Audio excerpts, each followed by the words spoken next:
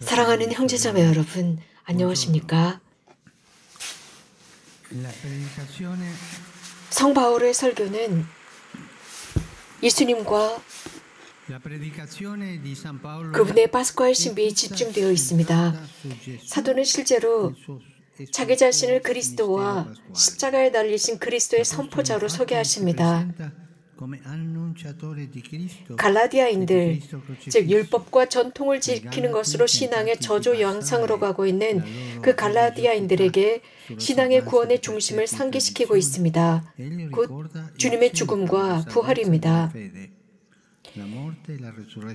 예수님은 실제적인 그 십자가의 현실주의를 그들 앞에 제시하면서 그 중심을 보여주시면서 이렇게 기록하고 있습니다.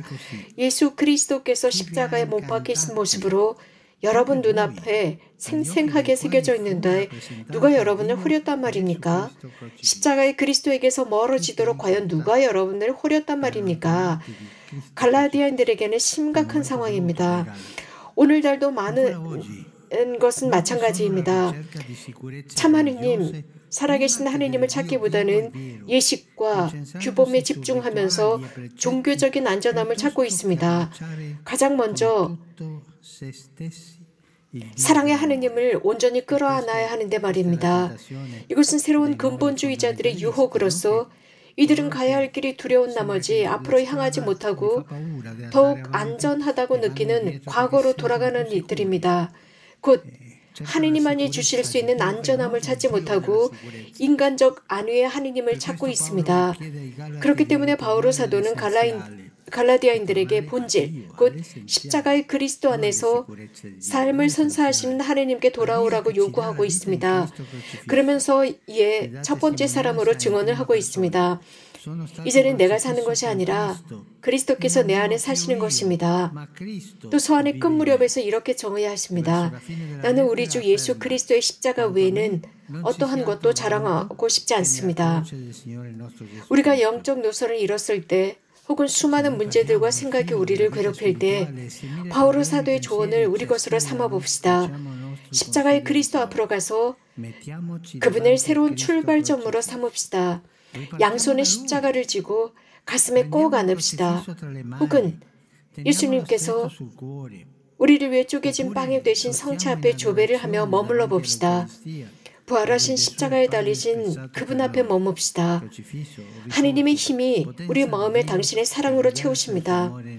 성 바울의 인도에 따라 한 걸음 더 가봅시다. 자문해 봅시다.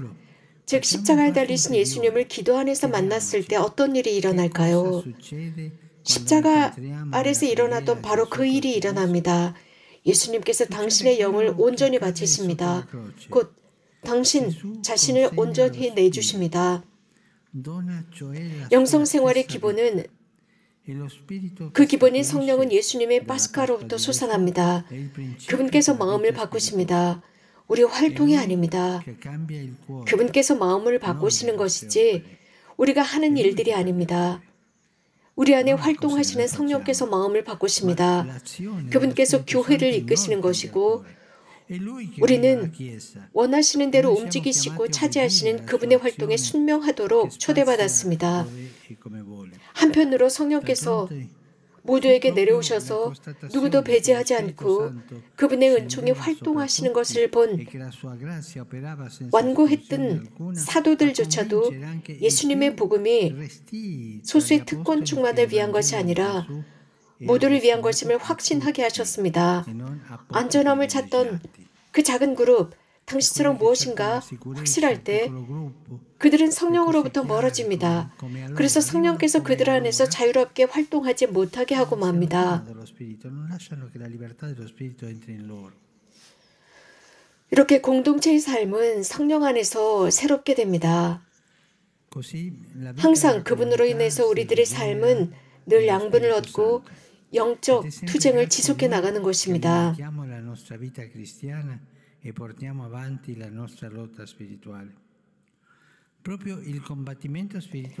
영적 투쟁을 위해서 위대한 가르침이 바로 갈라디아인들에게 보낸 서한입니다. 사도께서는 두 가지 정반대되는 요소들을 제시합니다. 곧 육의 행실과 성령의 열매입니다.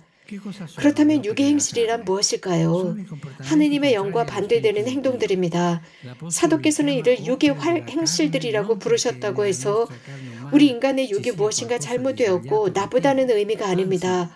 오히려 사도께서는 그리스도께서 십자가 위에서 육을 짊어지신 실제적인 모습을 강조하는 것을 보여줍니다. 육이라는 말은 지상적인 차원만을 강조하는 인간을 의미하는 것입니다.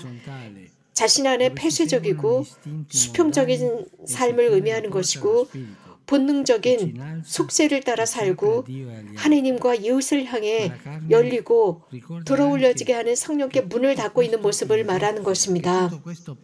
하지만 육이라는 이 모든 것은 낡아버리고 지나가버리고 썩어 없어지지만 성령은 생명을 주십니다.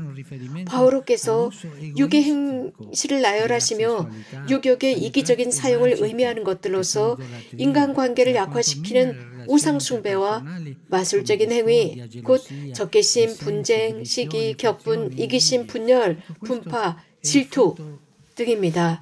이 모든 것은 육의 행실의 결과로서 인간적인 행실이고 병적인 인간의 행실입니다. 인간은 인간의 가치들이 있지만 이 모든 것이 인간이 병든 인간이기 때문입니다. 바오로 사도는 성령의 열매는 사랑, 기쁨, 평화, 인내, 호의, 선의, 성실, 온유, 절제라고 말씀하십니다. 세례 성사를 받은 그리스도인은 그리스도를 입은 이들로서 이렇게 살도록 초대받았습니다. 예를 들어서 영성 훈련으로 좋은 방법은 성 바오로께서 나열하신 이 위의 요소들과 자신의 행동을 비춰보는 것입니다. 우리의 행동이 위의 요소와 일치하는지, 우리 삶이 참으로 성령에 의한 삶을 사는지, 위의 나열한 요소들 같은 열매들을 맺는지 성찰하는 것입니다. 내 삶이 이런 사랑, 기쁨, 평화, 인내, 호의, 선의, 성실, 온유, 절제 등의 열매를 맺고 있는 것일까요? 예를 들어 사랑, 기쁨, 평화라는 이 첫 번째 언급한 세 가지 요소들을 통해서 한 사람이 성령 안에 사는지를 알 수 있습니다. 한 사람 안에 평화가 있고 기쁨이 있으며 평화가 있는지, 이런 것을 지닌 사람이라면 성령의 활동을 보이는 세 가지 요소를 지닌 사람입니다. 사도의 이런 가르침은 우리 공동체에도 좋은 도전을 제시합니다.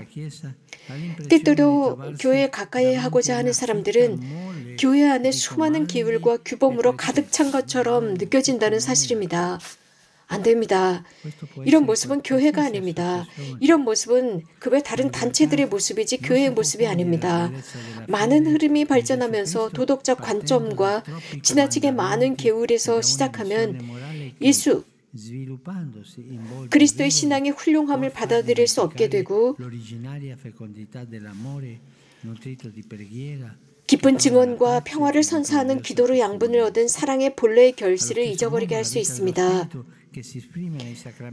동시에 성사들을 통해 표현되는 성사의 삶은 마음의 회개의 주도자인 성령의 은총에 접근하지 못하게 만드는 관료주의에 의해서 질식될 수 없습니다.